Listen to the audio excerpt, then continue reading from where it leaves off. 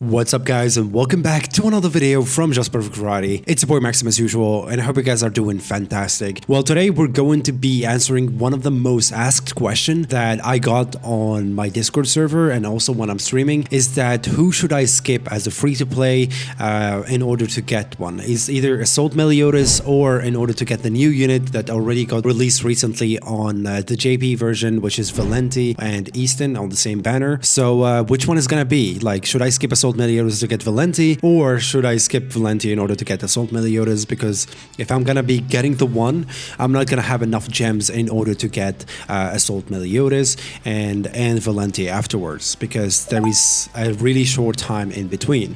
So yeah, in order to answer your question, like briefly, I would say yes and no, because each Valenti and Assault Meliodas like have their perks and negative like drawbacks, starting with the perks. Because for Assault Meliodas, for example, if you have like Lost Vein and you've been playing for a while, you probably made him UR gear, and you can actually share that UR gear with Assault Meliodas. So if you have like Lost Vein, like attack and defense, you can just switch out the defense parts with the crit damage parts and you're good to go.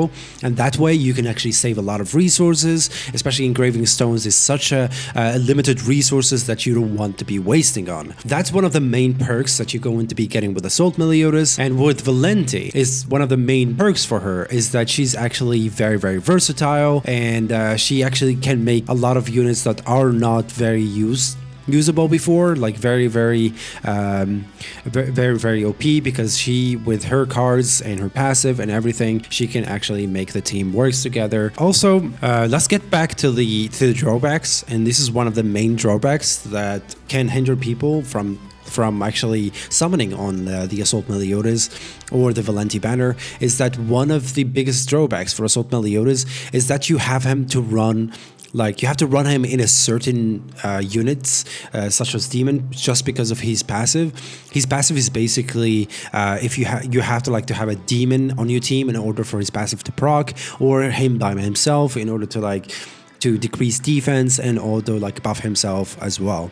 And that's one of the biggest drawbacks, because you have to give a lot of units, like a lot of UR gears altogether, in order for him to be more OP and so on. So if you don't have UR gear for Droll, if you don't have UR gear for Melascula, for example, if you don't have like UR gear for Astarosa, for Zeldris, it's like you're going to be struggling a lot, and that's a lot of resources that you're going to be spending just for one unit to actually working. That's one of the drawbacks that Assault Meliodas has. And for Valenti, for example, one of the biggest drawbacks is that you are forced to actually give UR gear for Valenti, and also you have to have like resistance, like crit resistance rolls on her defense, like mid subsets. So that's going to be causing a problem, because even if you have a UR gear like HP and defense for the previous Valenti, you have to get this one like attack and defense or attack and crit damage, because she relies so much on critting. So those are one of the biggest drawbacks.